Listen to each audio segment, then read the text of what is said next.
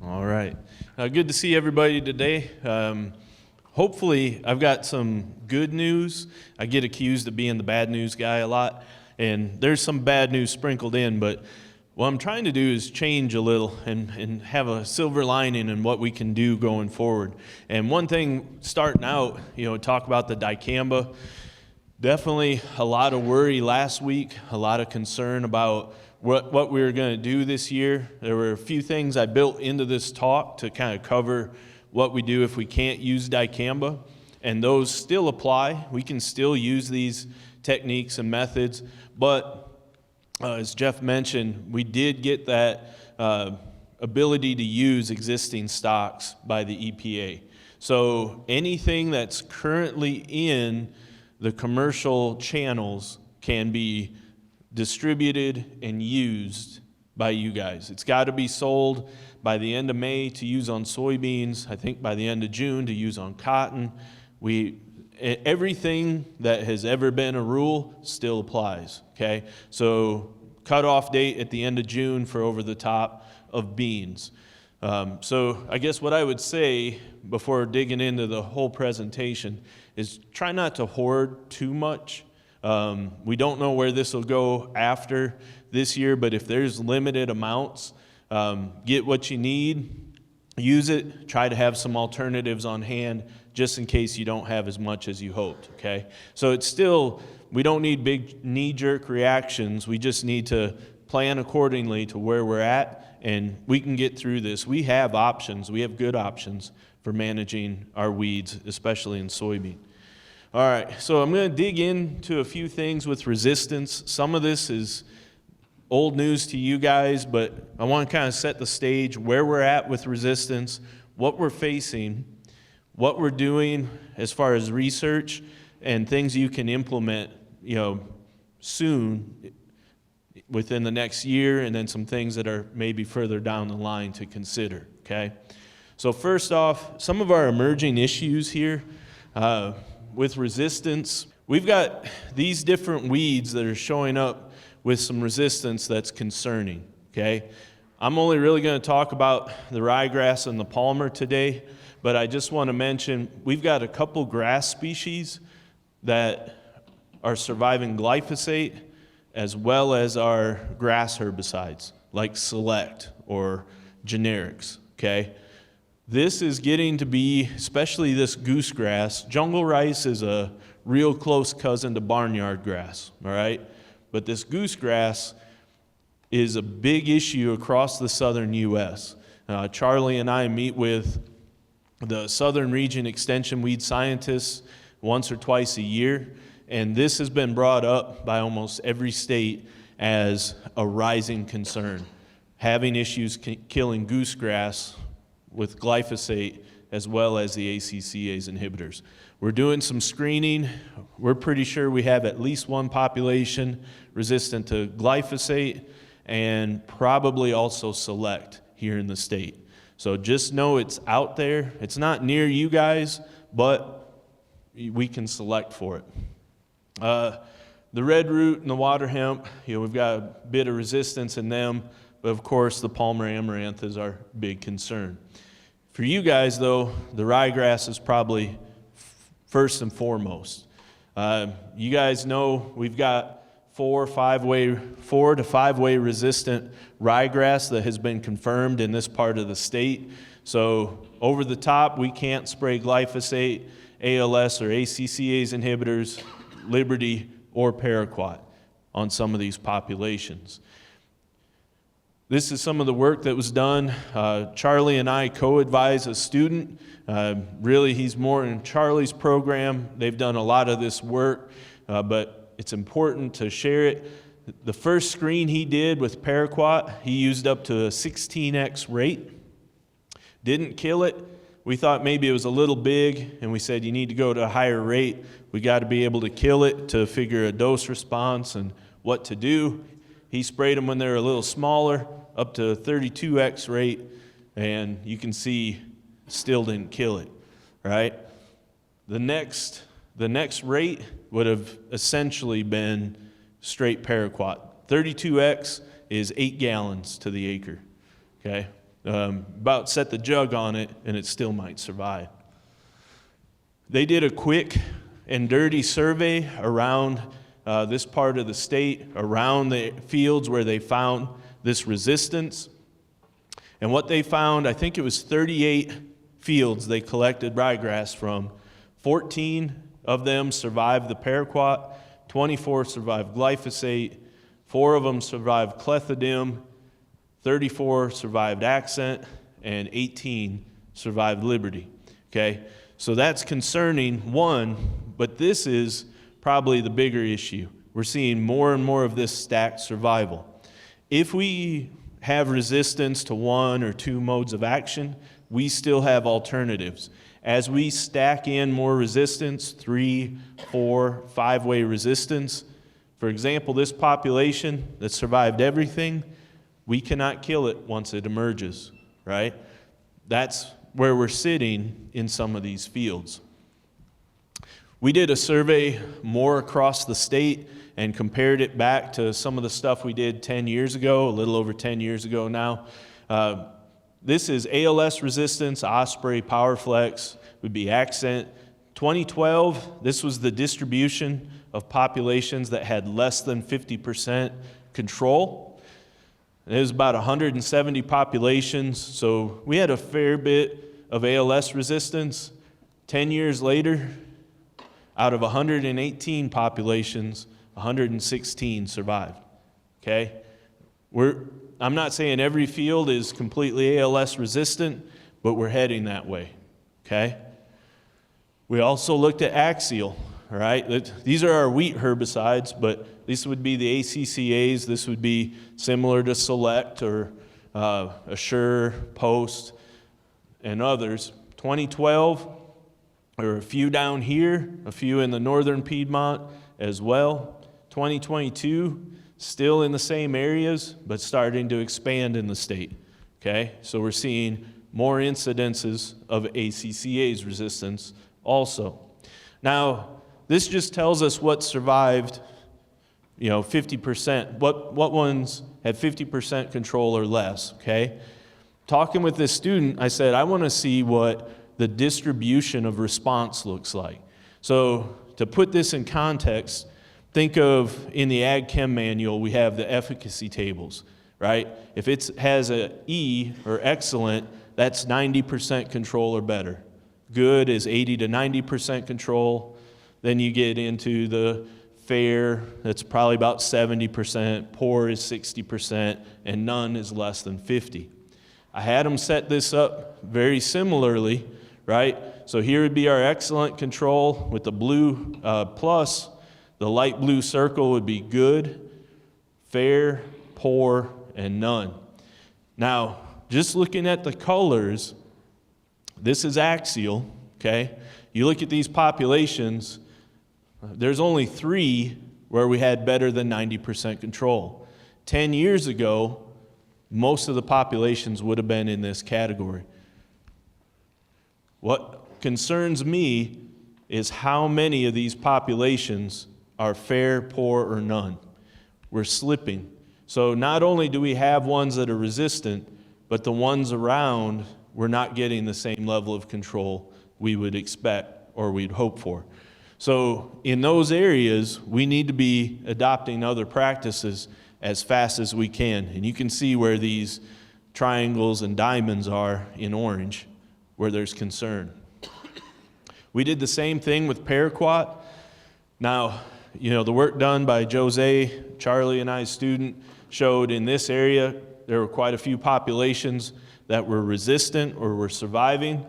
We can pick that up with the diamonds, but there's still a lot of plus marks, okay? We still have a lot of areas we can still use paraquat, which is a good thing, but we're starting to see these areas of concern. Now, we also did pre-herbicides. I don't have the scale there the same. What we did, we took old populations from that 2012, we sprayed multiple populations to get a rate that killed 90% of them. So what we would expect is 90% control, maybe at worst 80% control of these populations in 2022. We sprayed Valor. This was not what I expected to see. There's a lot of them that are orange and even red. So this isn't for sure resistance, right? We've got to do the work to confirm it. But what this is, hopefully, for you guys, a little bit of what might be on the horizon, okay? We're seeing Valor start to slip in some areas. There's still, good to excellent control of a number of populations. And remember, this is at a 90% level. This is not a field use rate, okay? So if we're using our labeled rates and we're going out there the way we should, we have time, right? This isn't the sky is falling right now, but this is what's coming, okay? We're seeing a distribution of responses from none to some to total control. Now, the next one is Zidua, peroxysulfone, be Anthem Flex. See a similar thing going on, a similar trend. We're not getting that complete control in a lot of these populations. Again, this isn't a 1x rate.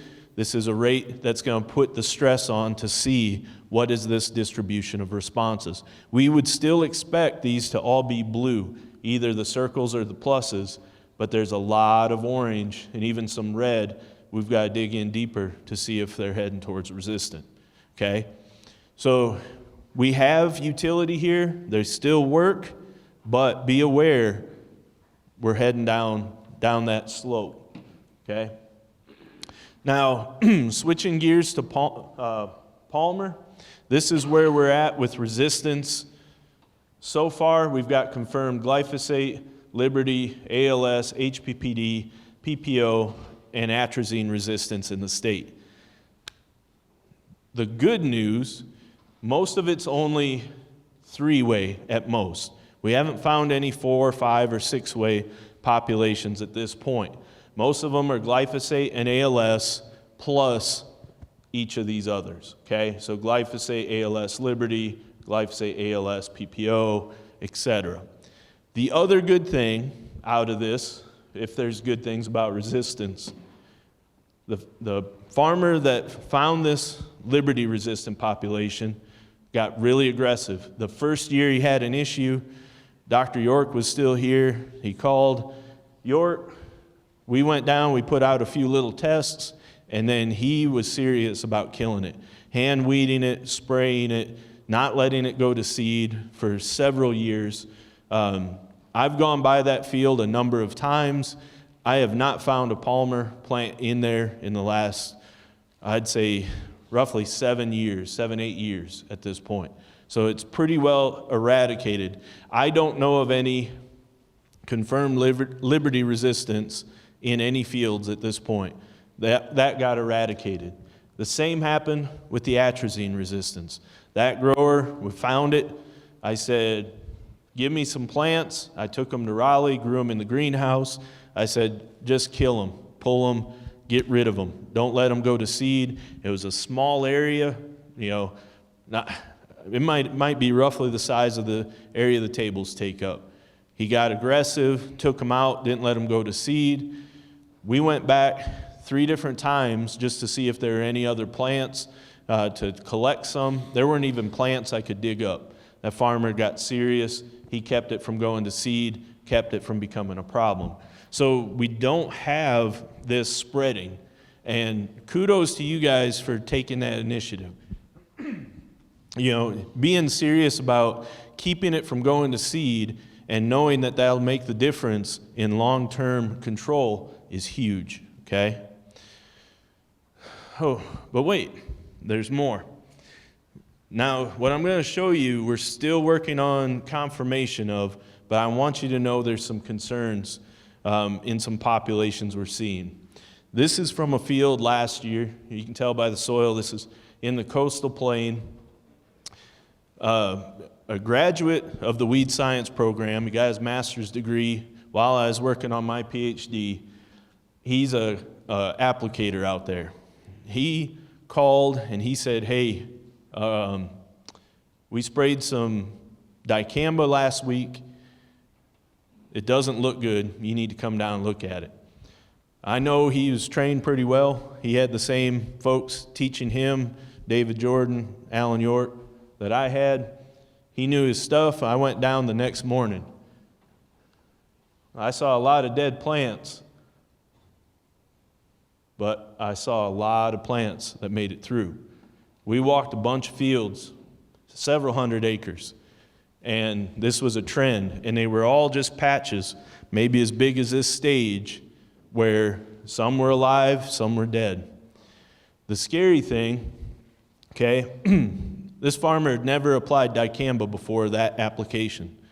He'd been using Liberty year after year, and this was the first time. So the applicator said, hey, we've been using a lot of Liberty. We need to switch it up. Sprayed dicamba. It was Tavium. I'll explain why I'm telling you the brand in a bit, but he said this should have died just like all the others. Okay, so I went and I looked, like I said, a number of fields. Look how small these are. I mean, that's just a tube of chapstick, right? The biggest ones were just barely taller than a couple inches. These should have been dead. They weren't too big. It wasn't stressed. There was plenty of moisture. Shoot, look how big some of these are that died, right? So what we did, and when I say we, it was my grad students that did it. We backpack sprayed Extendamax at 1x, 2x, and Tavium at 1x, 2x, okay? Wanted to see if it was a formulation issue. I wanted to see if it survived a 2x. What happened? The grower, he wasn't waiting around, so we were there 9 days after the initial spray. At day 9, we sprayed. At day 10, he sprayed the whole rest of his farm with Liberty.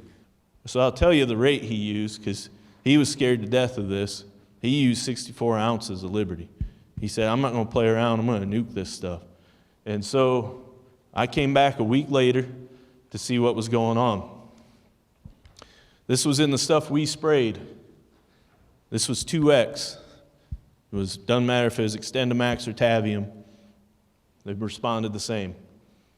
Would you say these are dying? They're not dying. That was a big concern. But you can see how small these are that survived. And again, there's a number of dead ones in there. Now, I came back a couple weeks later, so 3 weeks after the spray that we did, right? And it had been about 4 weeks after the spray he did. And this is what I saw in the plot where we had 2X Tavium, okay?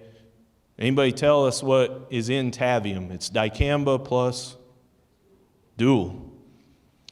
There's 2X on top of a 1X about 3 weeks out. Would you have expected to see that much Palmer coming in? My answer is no. I figured it should have given us a whole lot better control than this, right? And we've been working on 1 or 2 populations. We're right on the verge of confirming we have resistance in Palmer to our group 15s. That's Dual, Warrant, Harness, Outlook.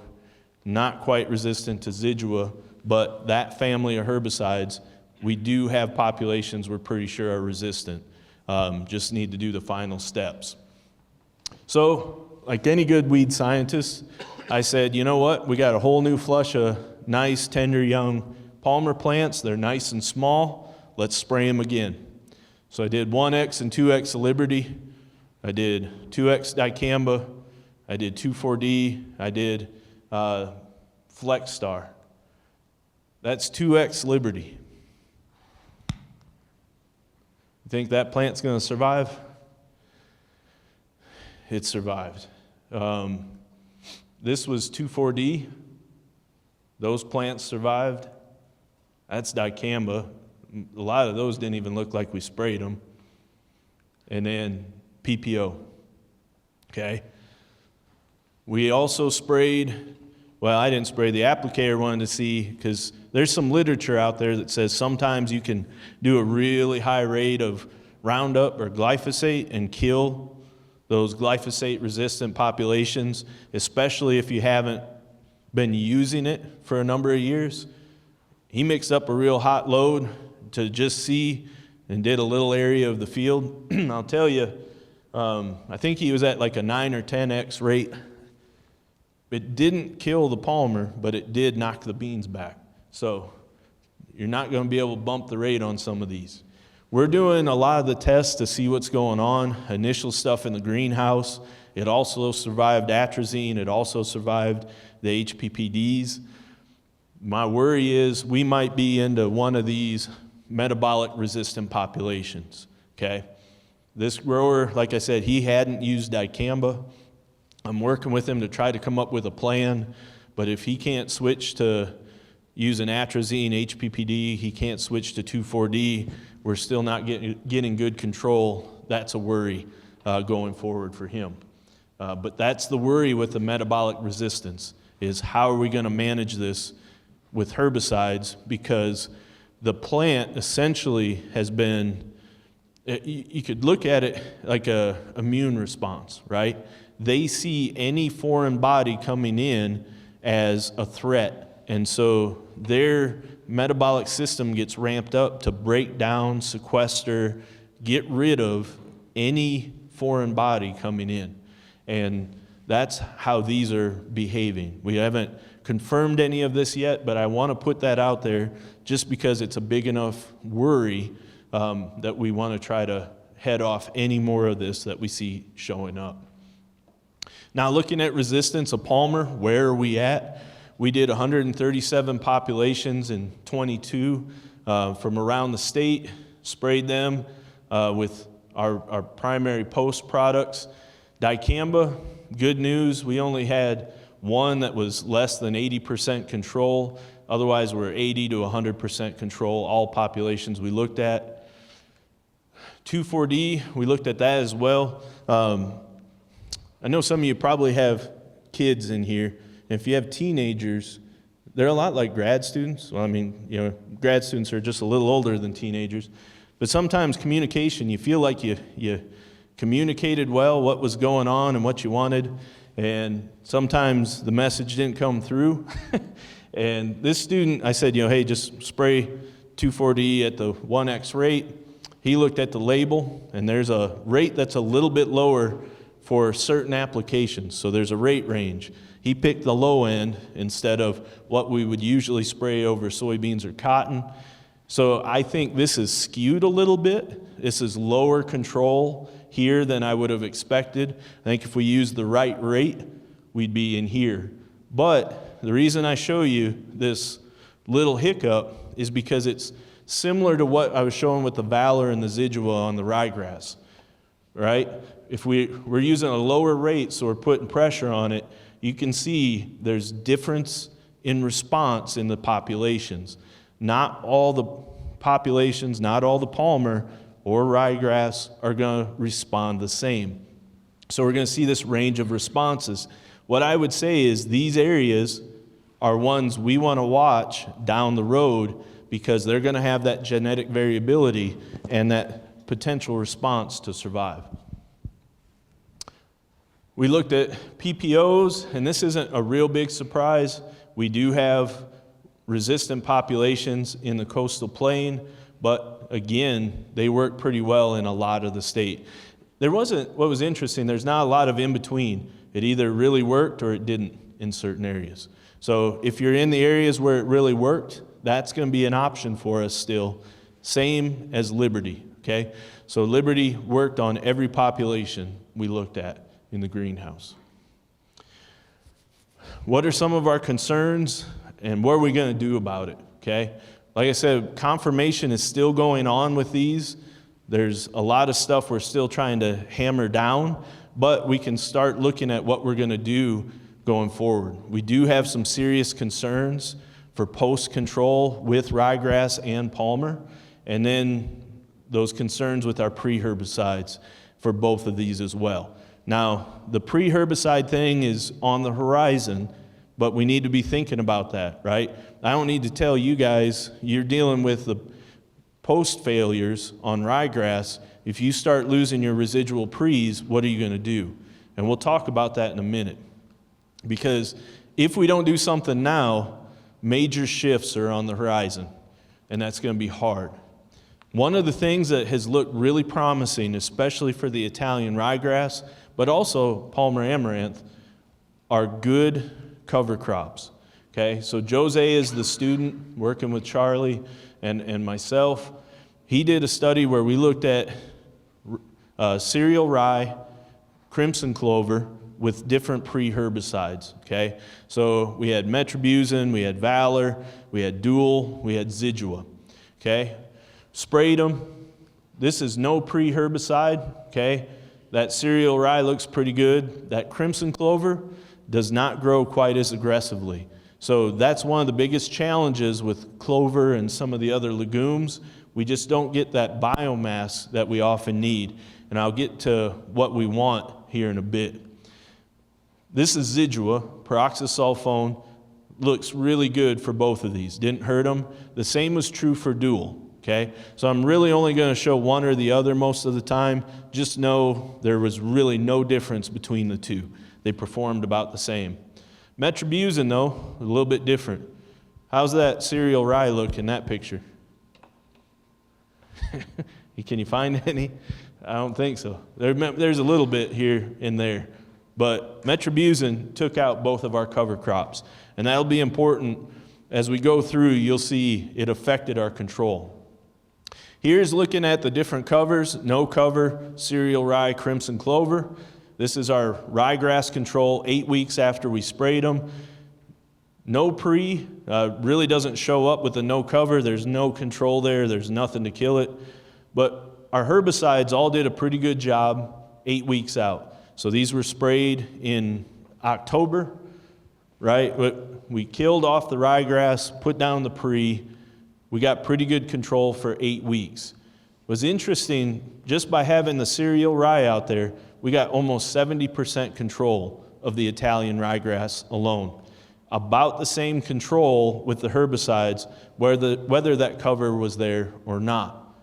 Crimson clover, less control on its own, roughly the same with the herbicides. Now, we also looked at April. This is 24 weeks after we planted it and sprayed the pre's. First off, we're not going to expect a pre to last 24 weeks, right? It's just not going to hold that long. It's not going to hold 6 months. But what was interesting, the cereal rye, where we had good cover, that's metribuzin. It took out the cereal rye. But we had right around 80% control, whether we used a herbicide or just the cereal rye alone. Crimson clover just didn't cut the mustard on its own. But that cereal rye, that's really good looking there. The key to this is biomass. We want roughly 6,000 pounds of biomass to the acre. So we want to get that planted early. If we have a good growing season, it'll come on and it'll suppress and choke back that Italian ryegrass. Again, the biomass on the crimson clover wasn't there. What that cover did, looking at the biomass of the Italian ryegrass, right? So once it tillers, once it grows, those herbicides just aren't going to last the whole season, right? We didn't set it up with extra post sprays or overlapping residuals. We just wanted a baseline. What does it do? No pre or a herbicide. We got about the same biomass, okay? And that's because we have multiple flushes of ryegrass. Our research has shown that.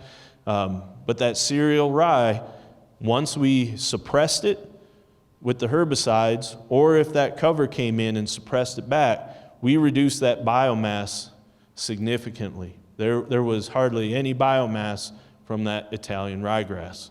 Again, crimson clover didn't quite do the same. It's a good intermediate, right, between these two, but it's not as good as the cereal rye. This is just some pictures of this. Again, no pre, no cover. This is a real ryegrass field. Like, it's not just a few ryegrass here or there. We put real pressure on these cover crops. This is no pre cereal rye. It's pretty clean looking. If you're up here where I am, you can see one or two plants here and there spread around, and you see it coming through the crimson clover as well. This was the Zidua, same with Dual. We got good suppression early, but then a late flush came in. But where we had the cereal rye, even the crimson clover did pretty good holding it back. The metribuzin took out our cover, so you can see how much of that Italian ryegrass came in. And then Valor, you can see these are a little bigger in the no cover. They came on a little bit faster than where we had the Zidua or dual, but overall, if we had a cover, looked pretty good. And this is just looking down from above. Again, no pre. You can see a few of those weeds in there, but where we had a good pre, Zidua, dual, Valor did a good job. The metribuzin took out too much cereal rye, let that Italian ryegrass come in. Something that the student noticed, Jose noticed, while he was collecting biomass and doing ratings, was that the seed heads looked different. And so he said, do you guys care if we collect seeds and I see how much seed there is based on the treatments? And he said, yeah, do more work. We like that.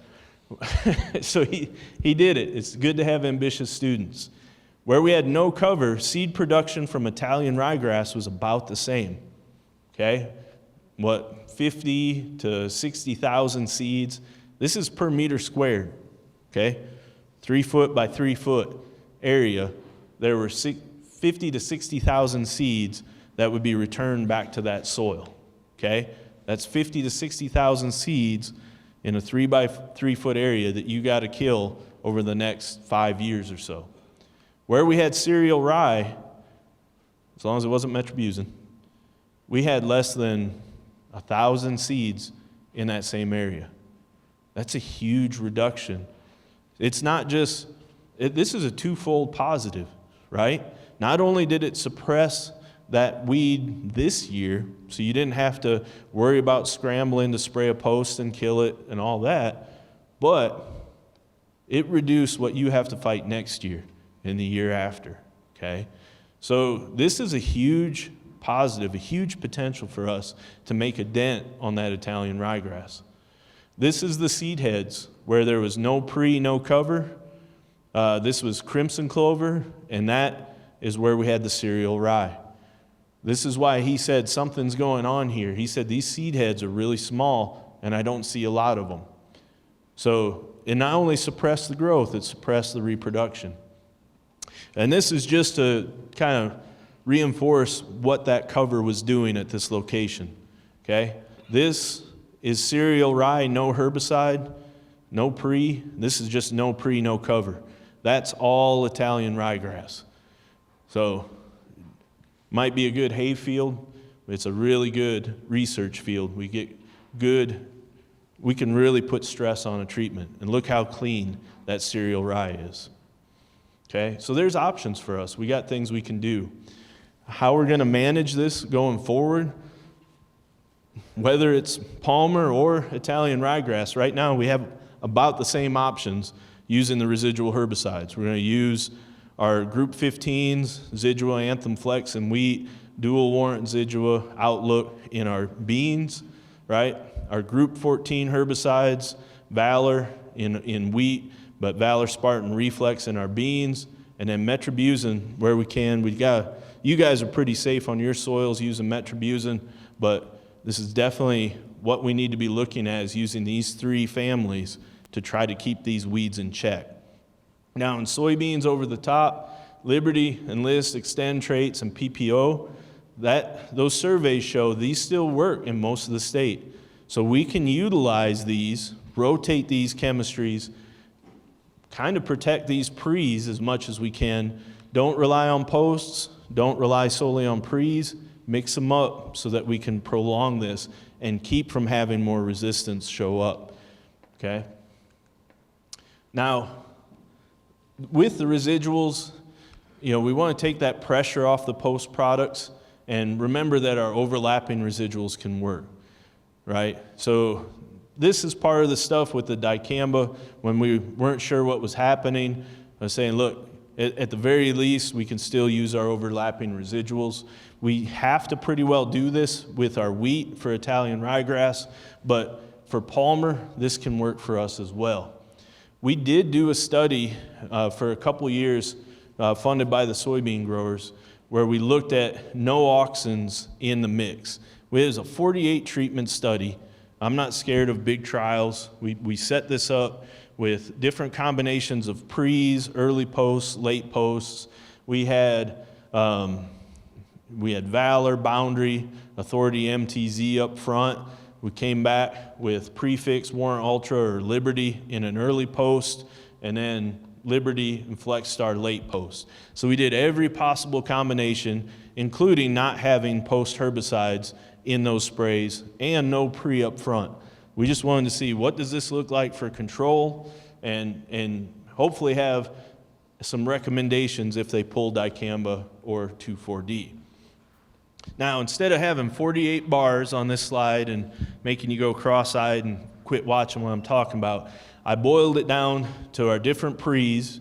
No pre in the light, kind of the pink, Authority, MTZ, Boundary, Fierce, where we had no post, no early post followed by a post followed by no late post, and then 2 post sprays, okay?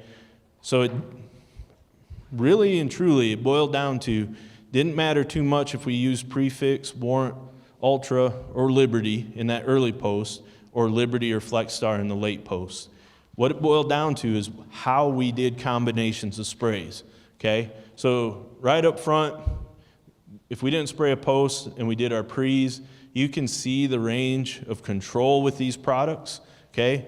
Weather conditions, different species are gonna play a role in how these rank. This is just Palmer Amaranth, but we're getting, and this is, I should caveat this isn't like 3 weeks after we planted. This is 28 days after our last post.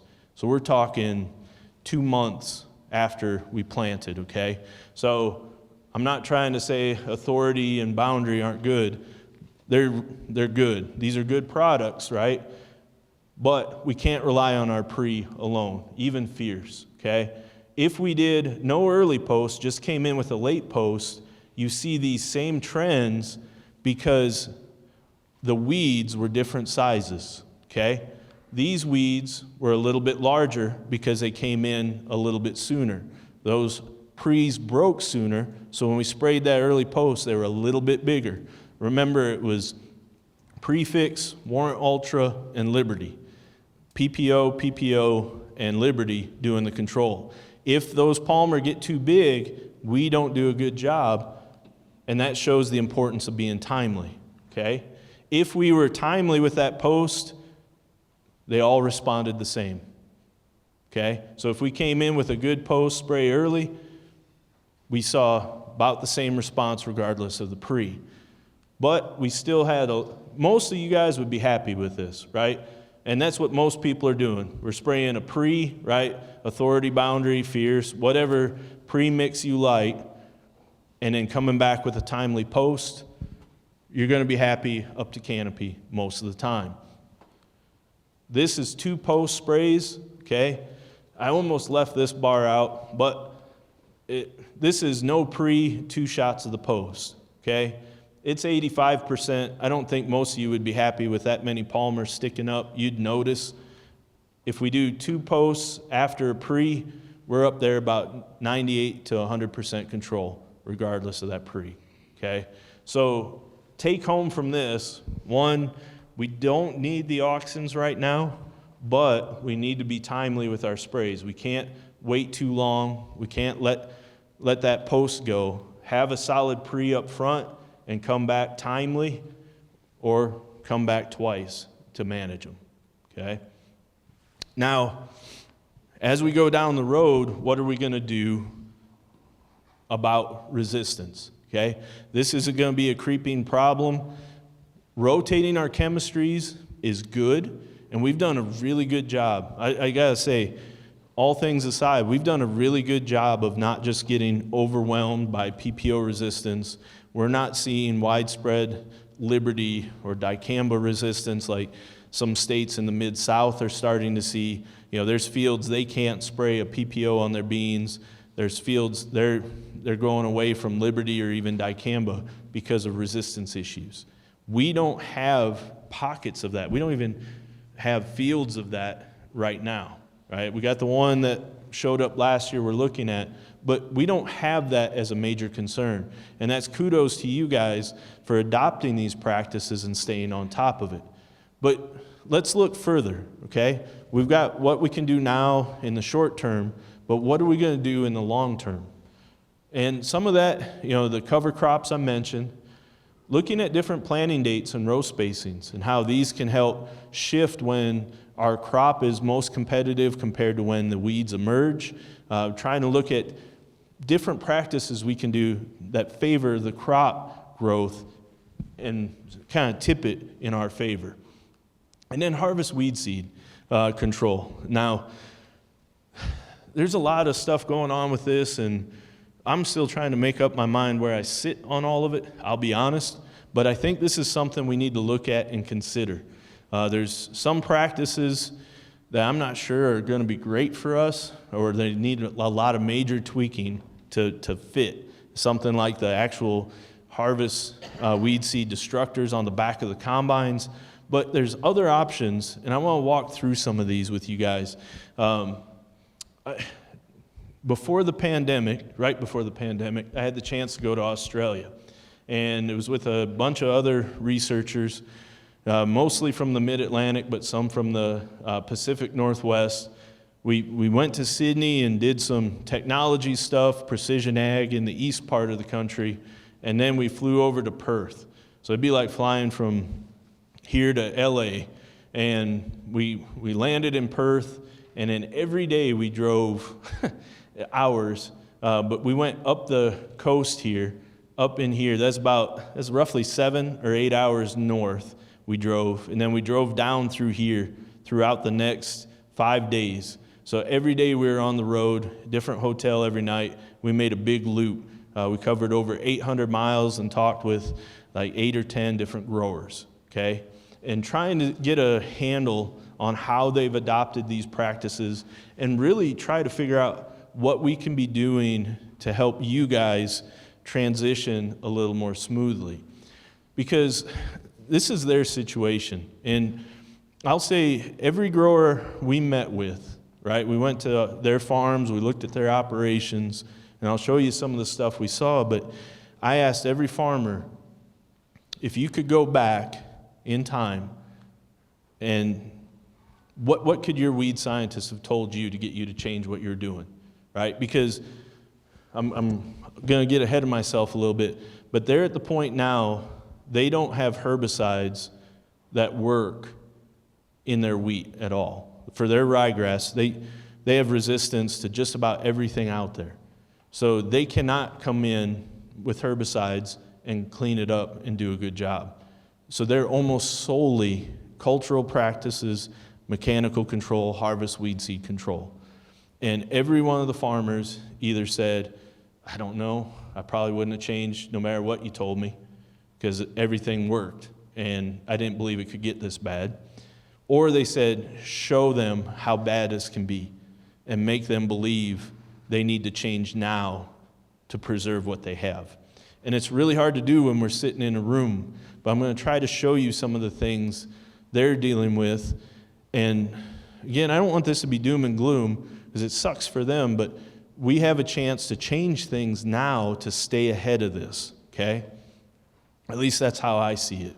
So Western Australia, their yield is 1 to 2 tons per hectare. It's roughly 35 to 70 bushel wheat, pretty dry, huge fields, right? You can see how big this field is. They get roughly 13 inches of rain a year. Their average farm size is a little over 12,000 acres, okay? They do winter wheat. They're opposite of us, right? So they plant in May and harvest by Christmas, they hope. And they rotate. Their only rotation is barley, canola, or lupins, lentils. For their weed management, the best they can do with herbicides is what they call a double knock on burn down. So they come twice with paraquat or paraquat glyphosate or maybe Liberty. Doesn't do great, but they try to knock it back. Then they come in with pre-emergence. It's called Sakura down there. It's peroxysulfone, which is Zidua or Anthem Flex, with Treflan, but they have resistance to both of those already in many of the fields, so not everybody uses that. And then if you look at this post, that's Buctril and MCPA. How much grass control do you get from either one of those? Big old goose egg, 0. So they don't have post grass control, and many of them don't have anything pre. So you see a lot of fields with this ryegrass in them. Now, they tried out windrow burning. It worked pretty well, but you get 13 inches of rain a year, fires are a big worry. We saw several fires. We actually were at one farm talking with a grower, and his combine caught on fire while we were there. They all have their own fire trucks on the farm that their farm trucks, their work trucks, are all fire trucks. They just drive those around, park them, so if a combine catches on fire, they can put it out or put out the fire in the field. Chaff cart is something else they went to, and so this is just a pull behind. The first seed destructors were pull behind too, but this is a modification, so all the straw still gets chopped and spread, but the chaff, there's a baffle put in here, and then it's funneled down to this conveyor belt and run up into that chaff cart. As they drive through the field back and forth, they just dump it halfway. And then they'll either come back and burn them, or they'll deal with them another way throughout the season, okay? So that's one way. Chaff lining's another. This is one I think might be a way forward for us. So again, you put a baffle in so the chaff comes out, the straw still gets chopped and spread out, so most of your biomass gets returned to the soil, but your chaff and all that seed gets dropped down in a line. You can see in the field here. So what that does is it acts kind of like a little compost pile, and so it starts to, you get some of that heating up, it'll break down those seeds, there's different microbial activity there, but then on top of that, it also really centers where all that seed is dropping. So you can focus your control in those areas as well. When they do all those big acres, I ahead of myself. Well, chaff lining, the results saw 43 to 81% reduction. This is rigid ryegrass. It's a cousin to Italian ryegrass, but they saw 43 to 81% reduction in the ryegrass across sites over time, okay? So it can work. You can see how it basically concentrates all that seed in one chaff line. Some of them, they run these tram lines. They drive over the same tracks over and over through the seasons and crop to crop. They've modified those. Instead of dropping underneath, they split and drop in the tire tracks. So every time they drive the planter, the sprayer, the combine through the field, they're driving over those same tracks and running over those weeds. It's another method some of those guys said works pretty well. Now the seed impact mills, they get all the press. They're the cool, interesting thing. You can see there's a number of different ones that attach to the back on the bottom. All of them have spinning cage mills. They sound like big turbines. They get spinning, and they don't chop up the chaff, but they cause shear force that break up that seed coat. Okay, you can see how they kind of turn. This one's mechanically driven here up with a big belt. This is what they look like from above. They do wear down over time, but they do kind of bust up those seeds pretty well. This is a Harrington seed destructor, an integrated one. They typically go on the back of case, but they do others as well. You can see the turbines or the mills are vertical on the sides. The chaff drops down in this box and then gets augured to the sides and then split up and busted up. This is a Redicop, drop right in. Again, the chaff drops right here, and you can see that chaff blowing here. See if this runs. You can see the straw chopper still chops and spreads, but then the chaff is coming out below. So there's the straw here, and then the chaff coming out of that Redicop unit right there. The issue with these, they're doing 35 to 70 bushel wheat. They do lentils. If you ever saw a lentil grow, they grow about a foot, maybe a foot and a half tall, real low biomass. Canola, there's not a lot to that plant either. We're talking high yielding wheat, or soybeans, we're talking about a lot more biomass to run through this. And those guys are plugging up these combines with these low biomass crops, starting fires and having issues. That's going to be our biggest challenge, is keeping the flow through on our combines. We're either going to have to slow way down and burn more fuel and cover less acres to make sure it runs through, or there's going to have to be modifications to the design. And maybe both are going to happen, but how many of you guys, just show of hands, how many of you guys want to slow down when you're harvesting? Nobody? I didn't think so. This is a big concern with this system. We're trying it out. I'll say, I think the response we've had is not positive. We got 2 growers using them, and I've not heard a lot of excitement about them from either grower. So there's positives to it, but there's challenges ahead. This is a quick cost breakdown. I'm going to hustle through this time, but you can see it doesn't cost a lot to do this narrow windrow burn. All you're really doing is putting one baffle in your combine and then a funnel on the back. So it's low cost to get in there. It really isn't going to change a lot on your harvest speed, but it's something you can try, and you can take it on and off fairly easy within a couple hours. Once you figure it out, that first day might be a full day, but you can take them on and off fairly easy. Some of these others, a little bit more investment, time and resources. If you got old wagons around, you can try to get your own chaff carts and stuff. But you get into these harvest weed seed destructors, you start talking about more cost to the acre and more initial cost up front, right? So they get more expensive and trying to fit them in. What drives innovation? And for these guys, they said it was bad ground. They don't get great yield. These all used to be sheep pastures. It was just thousands of acres of sheep pasture. I mean, there's still a lot of sheep there. But in 2012, there's 14.5 million sheep, where there was 35 million in the 80s and early 90s. So they had a huge change in production from pasture and hay fields to all of a sudden putting in wheat. And everybody grows just wheat out there. And they started seeing herbicide resistance. They had a huge pool of ryegrass to select from, not too far from where we are.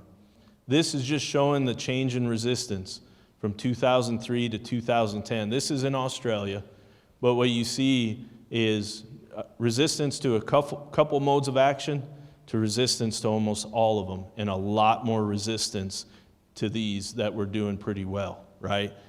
What's this look like? This look like what we're going through now? But we're still probably here. We're not here yet, okay? They didn't make these changes until about 10 years ago on their harvest weed seed. A lot of them tried to hold on to herbicides only, and that's my worry.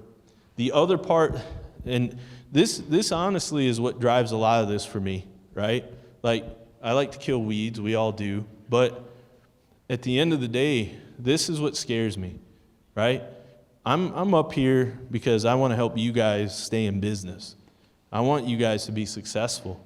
And look at what happened from the time they started seeing widespread resistance in 97 to 2017. That number of farmers, this is just Western Australia. What, 2/3 of the farmers went out of business. There's a reason they're all farming over 12,000 acres. Some of those guys are farming 20 and 30,000 acres. It's because there's not enough other farmers to farm that land. The guys that didn't adapt are out of the business. So long term, we need to be thinking about what are we going to change to make sure we stay in business, okay? In 2017, about 40% of the growers were using harvest weed seed control in Australia, Western Australia especially. 2022, they're looking at 80 to 95% adoption. Okay, so you look at the number of people that dropped out, and that affected that adoption probably, right? more of those farmers that are staying in realize they had to make a major change. The mindset we need to have, this guy, he had some good quotes. Never miss an opportunity to kill a weed. That dude, he even showed us he'd go around with that shovel. And it amazed me how many acres they farm, he still uses a shovel. Take no prisoners, and then understand the value of a low weed seed bank and effective herbicides. We can do this without major changes. We can do small changes and accomplish a low weed seed bank and hold on to our herbicides. That's where we need to be looking in the short term. The big thing, we're on the front end of this. We don't have to make drastic changes. You guys are doing a good job. Let's just plan ahead what we're going to do next, right? All right, I appreciate your time. Thanks so much.